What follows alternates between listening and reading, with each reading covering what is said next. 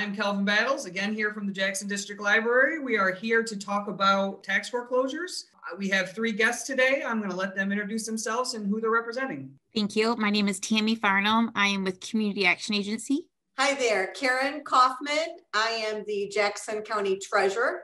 Hi, I'm Michael Derby. I'm the Managing Attorney at Legal Services of South Central Michigan here in Jackson. Tammy and Michael, if you have anything you'd like to add. I'd like to add a note. What happens if there's nothing you can do to stop the foreclosure? This is an issue for renters in a property, and it's also an issue for homeowners. So even if you weren't able to pay the taxes, if it was your house, or even if you're a renter and you heard of this but didn't understand, it's still important to reach out for some advice or some information because things are still going to happen. Foreclosure is terrible, but if it's going to happen, you should at least know what to expect. Because this is tax foreclosure, the state law is clear on certain things that have to happen. If the county owns the property effective April 1st, then that prior owner is no longer legally the owner of that property. They may still live there. If it's a renter, they still live there. People will not be thrown out of the property without some process. There will be notices, things will happen. And this is mostly important for renters. Essentially, there would be an eviction proceeding if the people in the home needed to be forced to move out. There's a legal process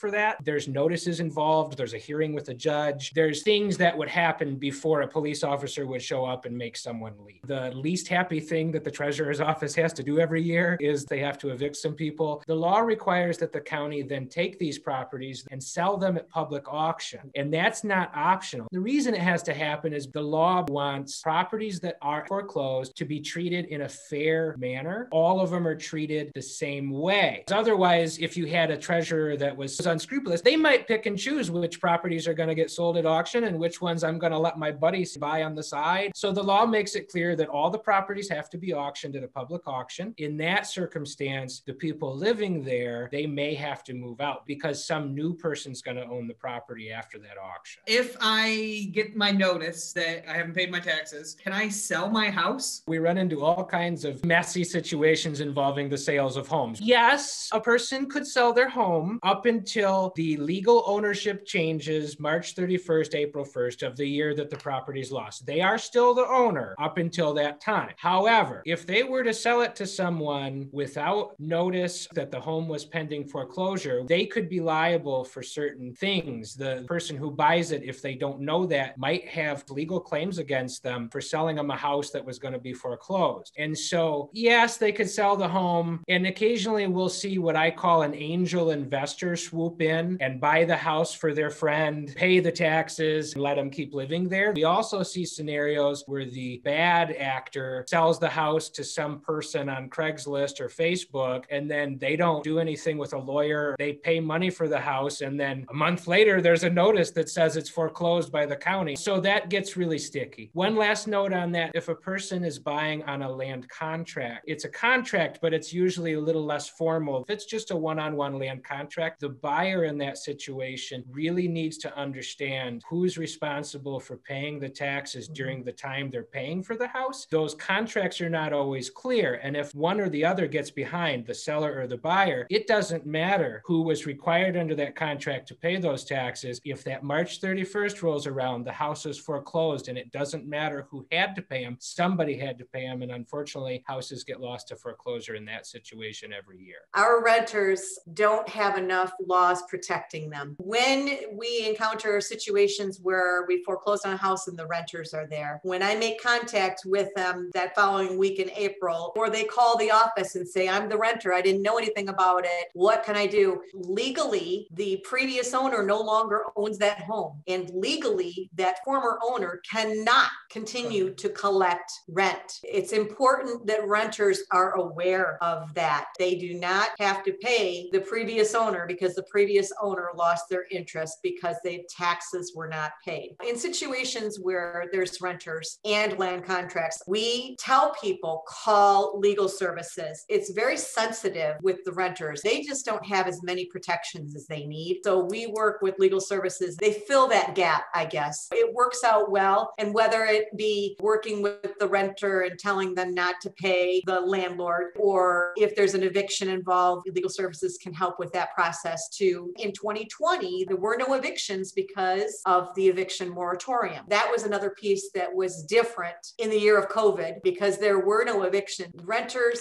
are unique. They really need to have more protections. We try to do our best with regard to the renters, but don't pay your landlord because they don't own the building anymore. Yes, renters should understand that the landlord does own the building until April, though. They would owe rent because the landlord might walk down on March 31st and pay the taxes and still own the property. It depends on the date and where they're at in the process. And so it's important to point that out, and the fact that, yes, these situations are especially complicated for those situations where they're not just a straight owner. In that scenario, certainly feel free to contact Legal Services. We would be happy to provide some advice. So that's Legal Services of South Central Michigan. We do not charge for our services, but because of the kind of agency we are, we have to screen who we assist, and we're not able to assist everyone. It's largely based on income and need, but do call if there are questions. Our office phone number is 517-787-6111. We're right here in Jackson. Our program has offices in other cities in Michigan as well. We have a website with lots of information, www.michiganlegalhelp.org. There you could find information about many of the things we're talking about. It also has a tool that allows you to ask to be connected with my office, and that would allow people to receive some legal help or just research the topic and help themselves.